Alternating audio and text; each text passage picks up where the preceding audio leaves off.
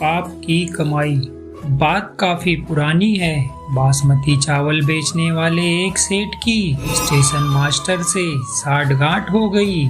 सेठ को आधी कीमत पर बासमती चावल मिलने लगा। सेठ ने सोचा कि इतना पाप हो रहा है तो क्यों ना धर्म कर्म भी करना चाहिए। एक दिन उसने बासमती चावल की खीर बनवाई और किसी साधु बाबा को आमंत्रित कर भोजन प्रसाद लेने के लिए प्रार्थना की। साधु बाबा ने बासमती चावल की खीर खाई। दोपहर का समय था। सेठ ने कहा, महाराज अभी आराम कीजिए, थोड़ी धूप कम हो जाए फिर पधारिएगा।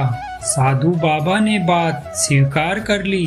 सेठ ने 100 रुपए वाली 10 लाख जितनी रकम की गड्डियां उसी कमरे में चादर से ढककर रखी हुई थी। साधु बाबा आराम करने लगे। खीर थोड़ी हजम हुई तो साधु बाबा के मन में हुआ कि इतनी सारी गड्डियां पड़ी हैं, एक दो उठाकर झोले में रख लूं तो किसी को क्या पता चलेगा। साधु बाबा ने गड्डी उठाकर रख ली। शाम हुई तो सेठ को आशीर्वाद देकर साधु बाबा चल पड़े।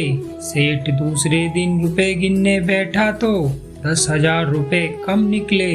सेठ ने सोचा कि महात्मा तो भगवत पुरुष थे, वो क्यों लेंगे। घर की धुलाई पिटाई चालू हो गई। ऐसा करते करते दोपहर हो गई।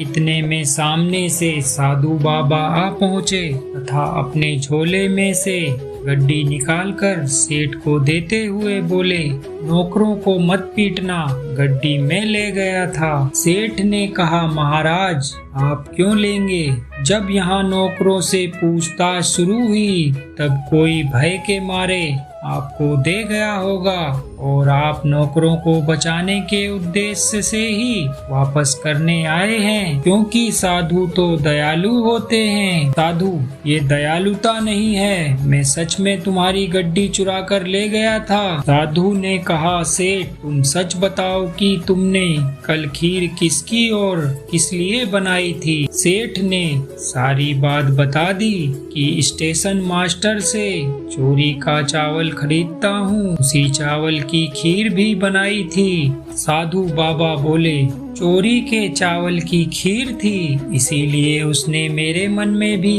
चोरी का भाव उत्पन्न कर दिया। सुबह जब पेट खाली हुआ तो तेरी खीर का भी सफाया हो गया। तब मेरी बुद्धि शुद्ध हुई कि हे राम, ये क्या हो गया। मेरे कारण बेचारे नौकरों पर ना जाने क्या बीत रही होगी, इसीलिए तेरे पैसे लौटाने आ गया। इसीलिए कहते हैं दोस्तों, जैसा खाओगे अन्न वैसा होवेगा मन, जैसा पियोगे पानी वैसी होवेगी वाणी। बोलो जय श्री राम।